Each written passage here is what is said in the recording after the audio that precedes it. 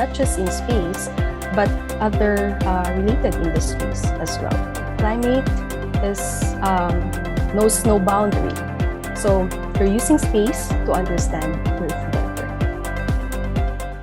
So my name is Jane Perez. You can call me Gay. Currently, I serve as the Deputy Director General at the Philippine Space Agency. At the same time, I am a faculty at UP Diliman. I'm an associate professor at the Institute of Environmental Science and Meteorology. When we think of astronomy, it actually refers to like the study of celestial objects. So the first thing that comes in our mind are study of planets, comets, asteroids, study of the universe, maybe. So anything outside the Earth, right? So when you say astronomy, you are looking out.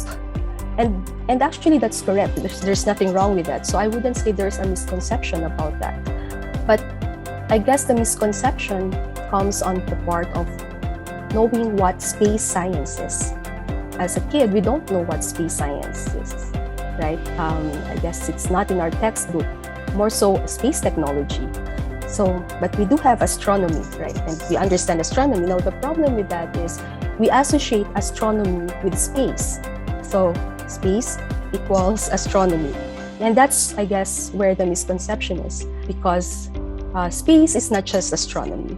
In space, you actually also care about the Earth, just like our satellites looking at the Earth. But in astronomy, you look up, you care about the universe, what's happening around us, what's happening in our galaxy, etc. Space science and technology, you're not just concerned about astronomy, but also, I guess more importantly, you are concerned about our own planet. So you're using space to understand our planet better. For example, understanding our climate. As you know, climate knows no boundary, right? It's not like, okay, this weather or climate system only affect this country and nothing else outside of it. So it's all connected. They're all interconnected. And with space observation, you see storm forming, you see how they move from the ocean to land, you see series of typhoons, and you get a better understanding how these processes on Earth is happening. So you're using space to understand Earth better. So when you talk about space industry, maybe I have to introduce the components. So there is what we call the upstream and the downstream. Okay.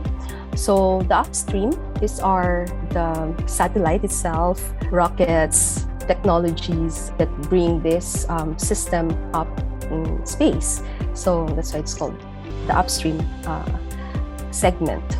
Downstream is referring to the data that you get from these satellites and the information that you derive from this data. So why is it important for us? You see how it will cascade in industry. So with upstream, we are developing technologies. Well, initially, maybe we adopt readily available technologies, but we innovate on them. Innovating on technologies has spillover effect, will help industry grow, not just in space, but other related industries as well. Imagine building a spacecraft or a machine, putting it in space and operating it remotely. So imagine the types of technology that has to work together to make that possible. So we have access to this technology and we plan to even innovate on it. Now on the downstream side, it's data. With data, we derive information. Right now, with the advent of artificial intelligence, so you can really make use of this data for different applications. So that one is specifically about the use of satellite data for precision agriculture. With satellite data, we get images. We convert that images to information. We get rainfall, temperature, the vegetation condition or the health condition of crops. So by looking at these parameters, so in this study, what we did is we look at areas in the country that are could be vulnerable to drought.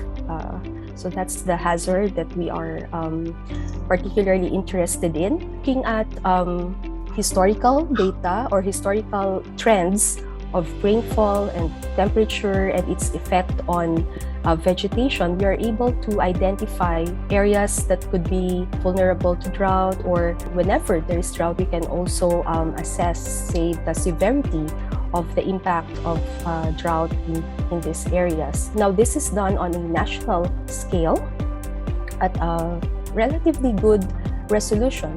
So having this kind of information, this is a tool that managers or agricultural technicians can use in making agriculture management or interventions. Say, for example, well, maybe long-term is where do we put our irrigation system? Maybe we want to create new irrigation system. Where are the areas that we should focus on?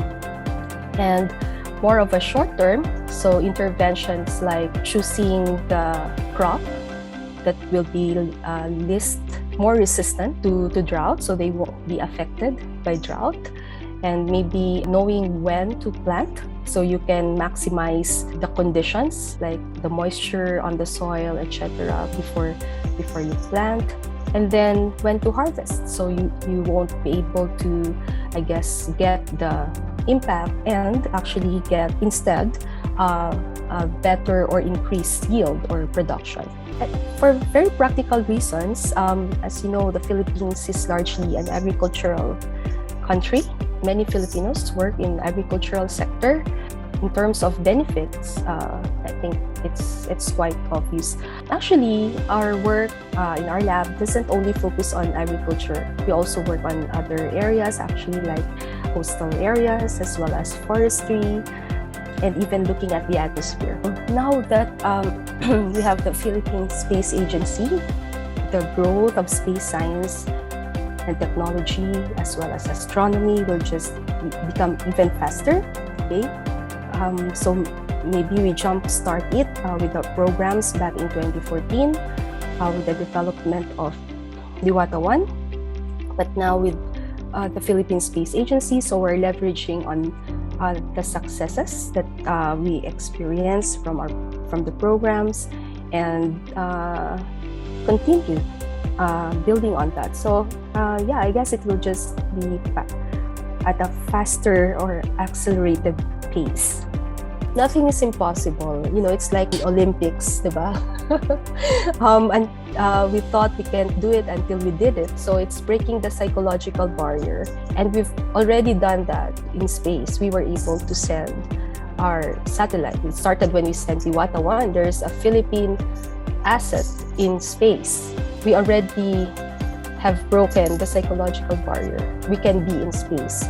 Now, to play catch up with other advanced countries, I'm not really sure about, we want to play catch up because we want to be something else, diba? We can have our own niche, our own specialization. What's important is to learn the best practices from other international space agencies. And that's, I guess, the silver lining of maybe coming in a little late in the game, because there are now plenty of learnings where we can build on. These agencies, it's not always mission success for them. Along the way, they had several failures. So do we want to, follow everything? No, maybe not really. So we pick up what they did right and see whether that's applicable to the Philippines. And then the ecosystem is also changing. Ngayon, there are a lot of private entities now that are going to space. So that it used to be like all government, diba? NASA, JAXA. But now there's SpaceX, Virgin Galactic, yung kay Jeff Bezos. So space is now increasingly commercialized. There are, certain sectors of space that are commercialized. The government still play a big role in space, particularly on space science and space exploration. So we want to take all of this, ingest it, and I guess as we build our agency, we want to do it right. If I may add na lang on that, yung isang importante is of course the people. We may have very good programs, but if we don't have the pool of scientists, engineers, or communicators, lawyers in space, then yun yung magiging challenge sa atin. So that's where you come in. You'll be part of, I guess, what would be the success of the Philippine Space Agency. And I guess in my profession now, I think what makes it exciting is that we're using science for the benefit of the society.